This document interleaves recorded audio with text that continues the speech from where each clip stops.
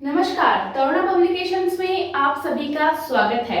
आज हम पढ़ने वाले हैं राजस्थान का परिचय। इससे पहले हमने ब्रह्मांड का परिचय, भारत का परिचय और पृथ्वी का परिचय पढ़ लिया है। ये सब वीडियोस आपको हमारी शॉर्ट नोट्स वाली प्लेलिस्ट में मिल जाएंगे। इसके अलावा हमने नीचे डिस्क्रिप्शन में भी लिंक दिया है, तो आप वहां से पढ़ लेना। और अभी तक अगर आपने चैनल को सब्सक्राइब नहीं किया है तो जल्दी से सब्सक्राइब कर लीजिए। वीडियो पसंद आए तो लाइक कर दीजिए। चलिए स्टार्ट करते हैं अब आज का हमारा टॉपिक, जो कि है राजस्थान का परिचय। राजस्थान जो कि शौर्य और बलिदान की भूमि है, इसको पढ़ने का भी एक अलग ही आनंद है और बहुत ही गर्व महसूस होता है जब भी मैं राजस्थान को पढ़ती हूँ। देखिए स्टार्ट करते हैं। राजस्थान जो है वो भारत का सबसे बड़ा राज्य है क्षेत्रफल की दृष्टि से। 1 नवंबर 2000 को जब मध्य प्रदेश से छत्तीसगढ़ अलग हो गया था, उस दिन राजस्थान भारत देश का क्षेत्रफल की दृष्टि से सबसे बड़ा राज्य बन गया था। राजस्थान का क्षेत्रफल 3,42,239 वर्ग किलोमीटर है, जो कि भारत का 10.41% है। राजस्थान जो है वो भारत का 10.41% है। देखिए राजस्थान को बहुत से नामों से जाना जाता है, जिनमें कुछ प्रमुख नाम है उनका हम अध्ययन करेंगे। तो राजस्थान के जो प्रमुख नाम है, जो अतीत काल में राजस्थान को जिन नामों से जाना गया है उनका हम अध्ययन करते हैं। तो राजस्थान को मरुकांतार के नाम से जाना गया। देखो वाल्मीकि जी ने जब रामायण लिखी तो रामायण में जब राजस्थान का वर्णन किया गया तो उसमें राजस्थान को मरुकांतार के नाम से संबोधित किया गया। इसके अलावा मरुदेश, मरुवार, रायथान, राजपुताना, रजवाड़ा, राजस्थानीय द्वितीय, राजस्थान, इन नामों से राजस्थान को पुकारा गया है। जो राजस्थान शब्द है, इसका प्राचीनतम ज्ञात जो स्रोत है वो है बसंतगढ़ यानी कि सिरोही का शिलालेख। बसंतगढ़ सिरोही का जो शिलालेख है, इसमें राजस्थान के लिए जो उत्कीर्ण शब्द है वो है राजस्थान या द्वितीय। इस शब्द को राजस्थान के लिए प्रयोग में लाया गया था इस शिलालेख में। तो ये प्राचीनतम ज्ञात स्रोत है। इसके अलावा हम बात करते हैं मुणोत नैनसी के ग्रंथ की, जिसका नाम है मुणोत नैनसी निख्यात। इसके अंदर राजस्थान शब्द का प्रयोग हुआ है। इसके अलावा हम बात करते हैं राजरूपक की, तो राजरूपक ग्रंथ में भी राजस्थान शब्द का उल्लेख किया गया है।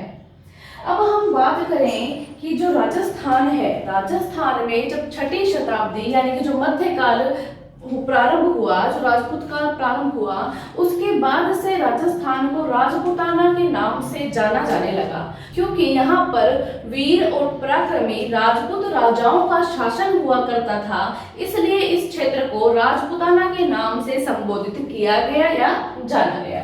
देखिए 6ठी शताब्दी में यहाँ वीर और पराक्रमी राजपूत राजाओं का उदय हुआ, इसलिए यह क्षेत्र राजपुताना कहलाया। अब देखिए बात करते हैं कि जो राजपुताना शब्द का सर्वप्रथम प्रयोग है वो किसने किया। तो सन 1800 में जो जॉर्ज थॉमस थे, जो एक अंग्रेज अधिकारी थे, इन्होंने 1800 ईस्वी में राजस्थान के लिए राजपुताना शब्द का सर्वप्रथम प्रयोग किया। ये क्वेश्चन काफी बार आ चुका है कि राजस्थान के लिए राजपुताना शब्द का सर्वप्रथम प्रयोग किसने किया। तो जॉर्ज थॉमस ने किया। कब किया? 1800 ईस्वी में किया। अब बात करते हैं राजस्थान के लिए राजस्थान शब्द का सर्वप्रथम प्रयोग कहाँ पे किया गया, किसने किया।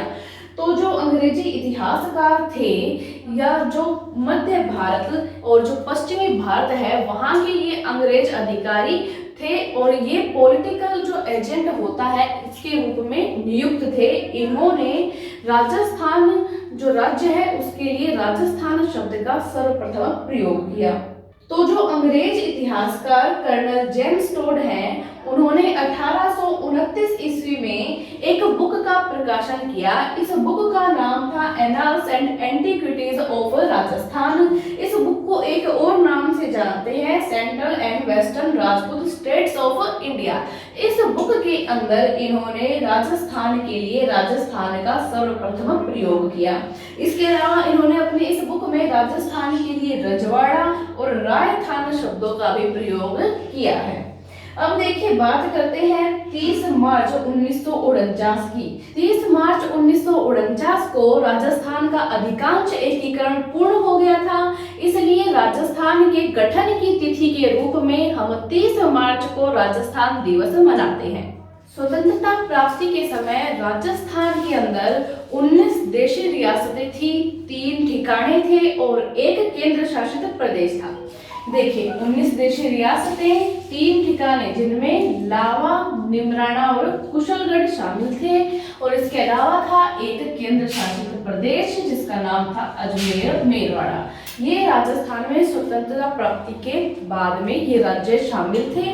फिर इनका एकीकरण किया गया। एकीकरण करने के बाद जो एकीकरण की प्रक्रिया पूर्ण हुई 1 नवंबर 1956 को, इस दिन राजस्थान का वर्तमान स्वरूप हमारे सामने आया। देखिए एकीकरण की प्रक्रिया पूर्ण होने के बाद 1 नवंबर 1956 को राजस्थान का वर्तमान स्वरूप हमारे सामने आया। अब हम पढ़ेंगे राजस्थान के विभिन्न क्षेत्रों के प्राचीन नाम। देखो ये जो वीडियो है ये राजस्थान के परिचय में जो ऐतिहासिक पार्ट है, उसका ऐतिहासिक जो परिदृश्य है उसके ऊपर आधारित है। जो भौगोलिक स्वरूप होगा उससे रिलेटेड वीडियो हम दूसरा बनाएंगे। तो जो भौगोलिक स्वरूप है, भौगोलिक जो परिचय है राजस्थान का, वो हम उस वीडियो में पढ़ेंगे। ये ऐतिहासिक जो पार्ट है उस पर आधारित है। अब हम पढ़ते हैं जो अलग अलग क्षेत्र थे उनके जो प्राचीन नाम थे उनके बारे में। ये जो राजस्थान के अलग अलग क्षेत्र थे इनको अलग अलग स्पेशल नामों से जाना जाता था। उसकी अब हम जानकारी इस वीडियो में लेते हैं। देखिए ऊपर से स्टार्ट करते हैं। राजस्थान में गंगानगर और जो हनुमानगढ़ का क्षेत्र है इनको योद्धे नाम से जाना गया।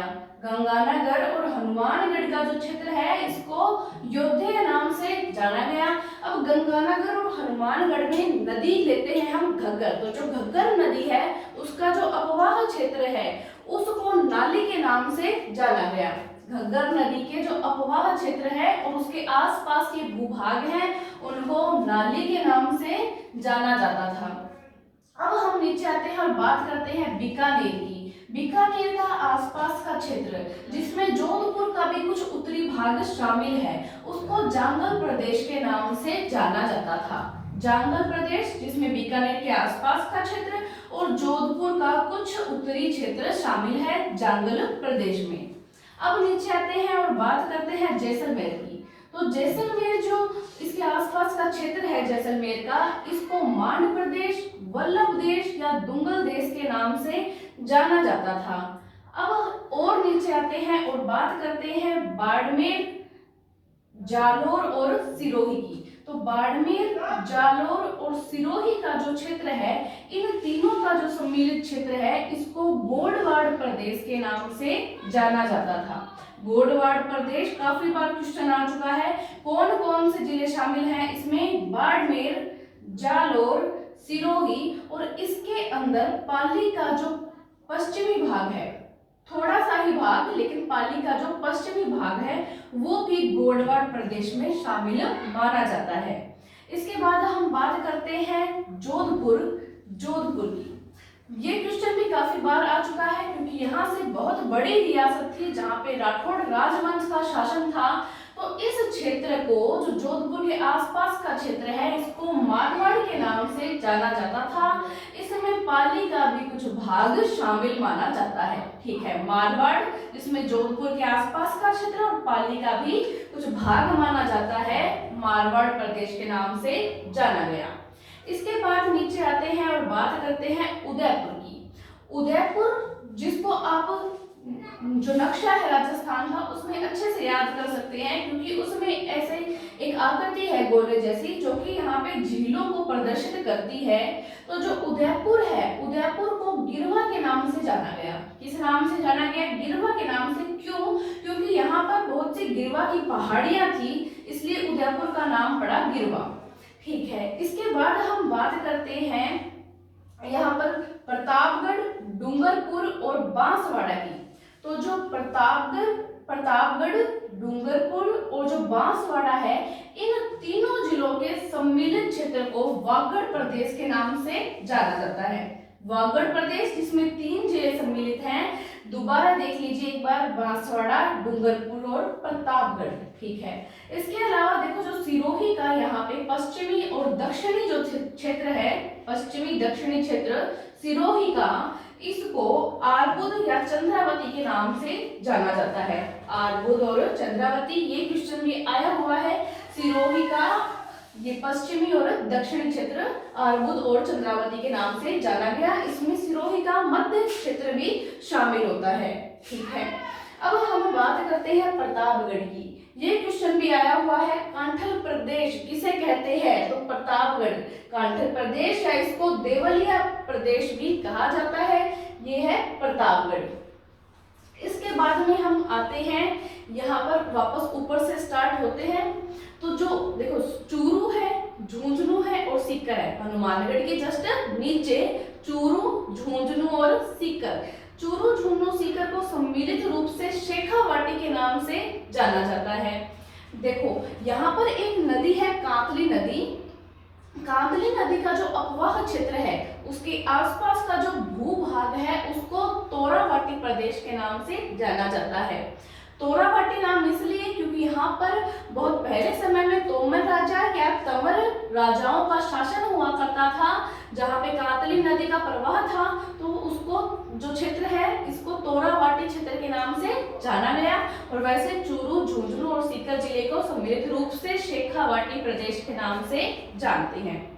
अब हम बात करते हैं अलवर के जो उत्तरी क्षेत्र है उसकी। तो जो अलवर का उत्तरी क्षेत्र है, उसको कुरु प्रदेश या राठ के नाम से जाना जाता है।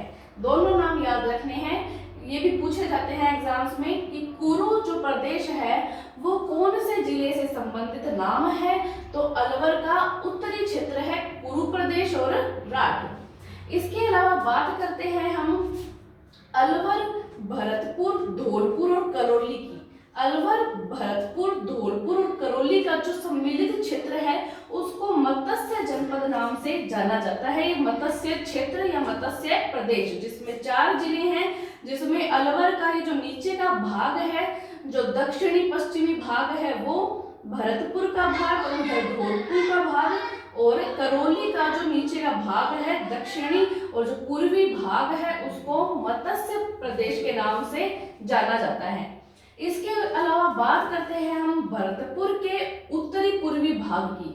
जो भरतपुर का उत्तरी पूर्वी भाग है वो, और जो करौली का उत्तरी भाग है वो, और जो धौलपुर का उत्तरी भाग है वो, उन तीनों को सम्मिलित रूप से शूरसेन प्रदेश के नाम से जाना जाता है।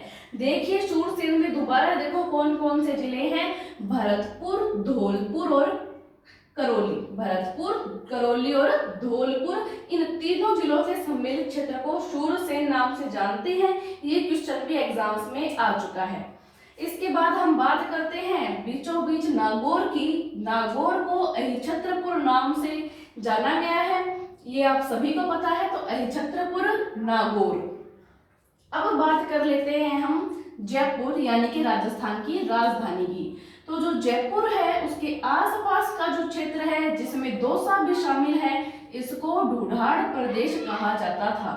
जयपुर, उसके आसपास का क्षेत्र और जो जिसमें दौसा भी सम्मिलित है, इसको ढूढ़ाड़ क्षेत्र कहा जाता था।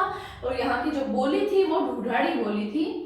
ठीक है, इसके बाद हम बात करते हैं, देखो नीचे के यहाँ 3 जिलों की, जिसमें सवाई माधोपुर, करौली और धौलपुर के जो नीचे के क्षेत्र है वो शामिल है। इनको सम्मिलित रूप से डांग प्रदेश कहा गया है। डांग प्रदेश, जिसमें सवाई माधोपुर, करौली का नीचे वाला जो भाग है वो, और धौलपुर, इन तीनों को सम्मिलित रूप से डांग प्रदेश के नाम से जाना गया है। अब हम बात करते हैं बहुत ही प्रमुख जो क्षेत्र है उसकी, जिसके अंदर बूंदी, कोटा, झालावाड़ और बारां सम्मिलित है। दोबारा देखिए, बूंदी, कोटा, झालावाड़ और बारां, इन चारों जो जिलों हैं उनके सम्मिलित रूप को हम हाड़ौती प्रदेश के नाम से जानते हैं।